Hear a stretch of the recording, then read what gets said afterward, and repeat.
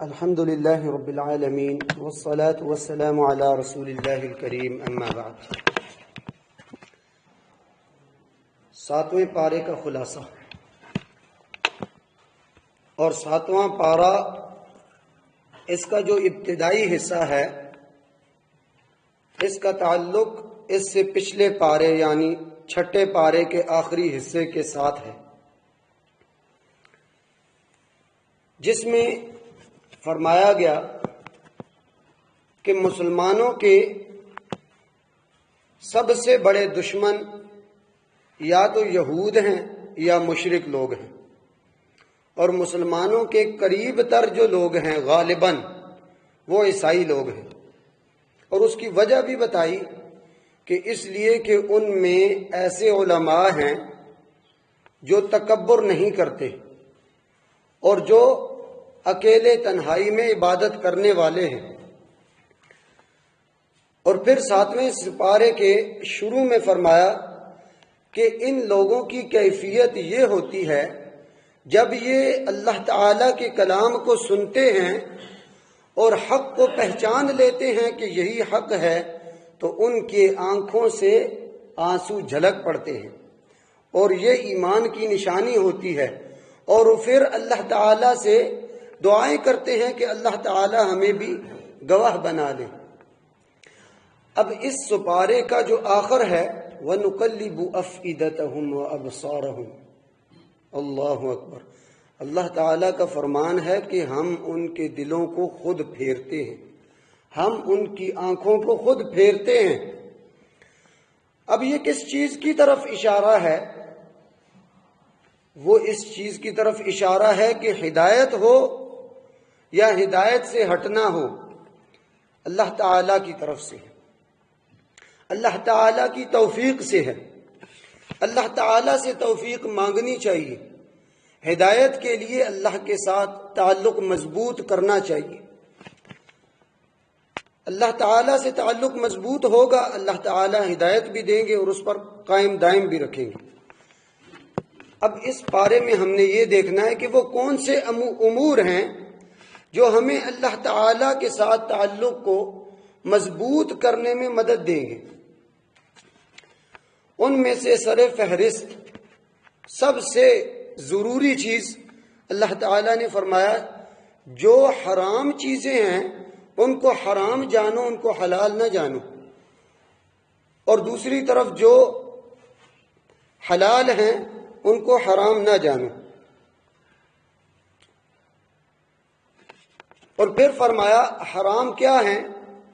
ان میں بنیادی طور پر 4 چیزوں کا ادھر تذکرہ ہے: شراب، جوا، اور پانسے یعنی فال جو نکالے جاتے ہیں،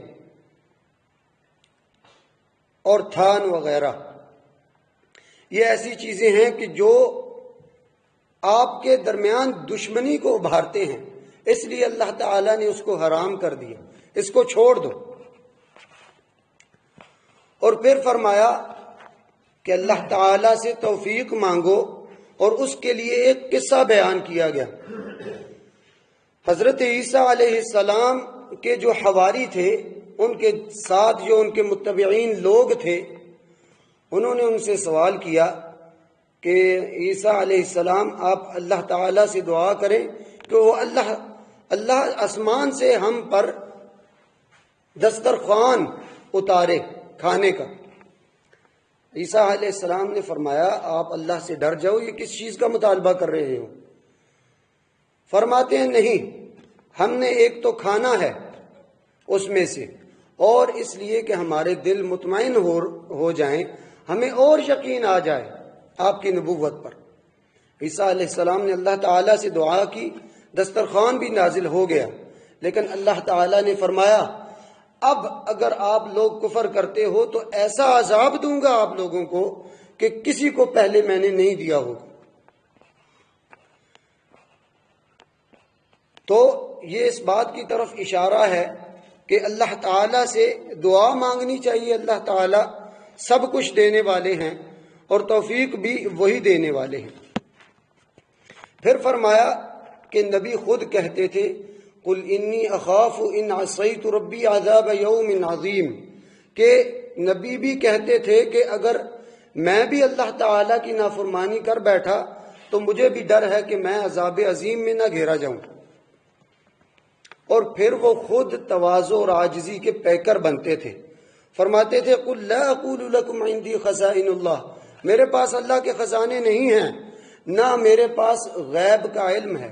یہ رسول اللہ صلی اللہ علیہ وسلم سے کہا گیا کہ آپ اعلان کر دے لوگوں کے درمیان، اور فرمایا نہ میں فرشتہ ہوں بلکہ اللہ تعالیٰ کی تعلیمات کے پیچھے چلنے والا ہوں میں۔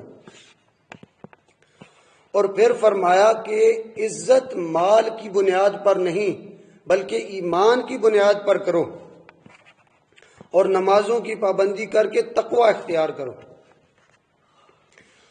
اور پھر ابراہیم علیہ السلام کا قصہ ہے کہ جنہوں نے مشرکین کے سامنے مختلف طریقوں سے ان کو سمجھایا اور آخر میں ان سے بیزاری کا معاملہ کر کے فرمایا کہ میں آپ اگر نہیں مان رہے تو میں آپ سے بیزار ہوں، میں اپنا رخ اللہ تعالیٰ کی طرف کرتا ہوں خالص ہو کر۔ اور پھر آخر میں فرمایا وَلَا تَسُبُّوا الَّذِينَ يَدْعُونَ مِن دُونِ اللَّهِ فَيَسُبُّوا اللَّهَ عَدْوًا بِغَيْرِ عِلْمٍ۔ دیکھو یہ مشرکین لوگ جو ہیں جو اللہ کے علاوہ دوسرے لوگوں کو پوج رہے ہیں، ان کو بھی گالی نہ دو۔ کیوں؟ اگر ان کو گالی دو گے تو آپ تو ان کے غیر حقیقی خداؤں کو گالی دے رہے ہیں، تو آپ اگر ایسا کریں گے تو یہ آپ کے حقیقی خدا کو گالی دے سکتے ہیں، تو آپ ان کے جو غیر حقیقی خدا ہیں ان کو بھی گالی نہ دو، یا جو ان کی عبادت کر رہے ہیں ان کو گالی نہ دو۔ اور پھر فرمایا یہ تو وہ امور ہیں جن کو کرنے سے آپ کا تعلق اللہ تعالیٰ سے مضبوط ہو سکتا ہے، اللہ کی مدد، نصرت اور توفیق آپ کے شامل حال ہو سکتی ہے۔ اب وہ امور جن سے بچنا چاہیے جو اللہ کے غضب کو آواز دیتے ہیں اور اللہ تعالیٰ کی نصرت کو اٹھا دیتے ہیں، ان میں سے سر فہرست اللہ تعالیٰ کے جو واضح دلائل ہیں ان کا انکار کر دینا، جیسا کہ عیسائیوں نے کیا تھا۔ اور مشرکین لوگ، اللہ تعالیٰ نے ان کے بارے میں فرمایا کہ اگر ان کے سامنے کتاب ایسی نازل کر دی جائے جس کو یہ خود ہاتھوں سے چھو لیں تو پھر بھی یہ انکار کر دیں گے، ان کا کفر اتنا مضبوط ہے۔ تو اللہ تعالیٰ سے پناہ مانگنی چاہیے، اور دلائل جو اللہ تعالیٰ کی طرف سے ہوتے ہیں ان کے سامنے سر تسلیم خم کرنا چاہیے۔ اور پھر یہ کہ ان کی جو روش تھی، اور یہ بتانے کا مقصد یہ ہے کہ یہ کام ان کے تھے، یہ خصلتیں آپ میں نہیں ہونی چاہیے، کہ وہ قرآن سے خود بھی رکتے ہیں اور دوسروں کو بھی روکتے ہیں اور کلام الہی سے اعراض کرتے ہیں۔ اور ان کی مثال فرمایا انما یستجیب الذین یسمعون، جو قرآن کو سنتے ہیں، ہدایت کو سنتے ہیں، وہ تو سننے والے ہیں، لیکن جو دوسرے ہیں فرمایا والموتى، وہ میت ہیں ایک طرح کے، وہ جو سنتے نہیں ہیں وہ ایک طرح کے میت ہیں۔ پھر فرمایا اگر آپ کے اوپر اللہ تعالیٰ کی طرف سے کوئی مصیبت آتی ہے تو اللہ کے سامنے گڑ گڑایا کرو، اگر ایسا نہیں کرو گے تو تمہارے دل سخت ہو جائیں گے، اور دنیا کی مستی میں نہ رہو۔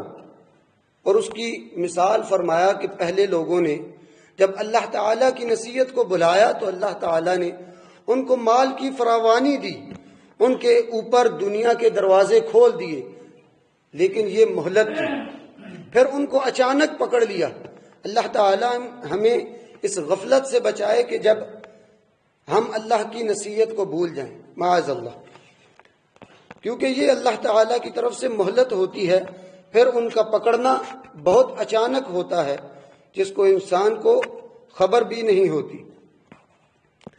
اور پھر اس میں مختلف امور ذکر کیے گئے جس میں خواہش نفس سے بچنا، دین کے مذاق سے بچنا، یہ انسان کو ملت سے خارج کرنے والے امور ہیں۔ جو دین کا مذاق اڑاتا ہے وہ اسلام سے خارج ہو جاتا ہے، اس کا اسلام کے ساتھ کوئی تعلق نہیں۔ اور پھر فرمایا آخر میں ہر چیز کی جڑ جو اللہ تعالیٰ کے تعلق کے ساتھ بالکل اس کا امور، ایسا امر، ایسا معاملہ کرنے والا اللہ سے دور ہو جاتا ہے، وہ ہے شرک۔ اللہ سے جو شرک کرنے والا اللہ کے ساتھ دوسرے کسی کو الہ بنانے والا ہے، فرمایا حبط عنہم ما كانوا يعملون۔ ایک تو یہ کہ اللہ ان سے دور ہو جائے گا، دوسرا یہ کہ جو کچھ انہوں نے اعمال کیے ہیں سب کو اللہ تعالی ہباء منصورا بنا دے، ان کو ختم کر دے۔ تو یہ کچھ امور ہیں جو اللہ تعالیٰ کے تعلق کو مضبوط بھی کرتے ہیں، اور دوسرے کچھ امور ہیں جو اس کے ساتھ تعلق کو کھوکھلا کرتے ہیں، ختم کرتے ہیں۔ تو جو اس کے ساتھ تعلق کو مضبوط کرنے والی چیزیں ہیں، اللہ تعالیٰ ہمیں وہ اختیار کرنے کی توفیق عطا فرمائے، اور ایسی چیزیں، ایسے امور جو اس کے ساتھ تعلق کو کھوکھلا بنانے والی چیزیں ہیں، اللہ ہمیں اسے دور فرمائے۔ وآخر دعوانا ان الحمد للہ رب العالمین۔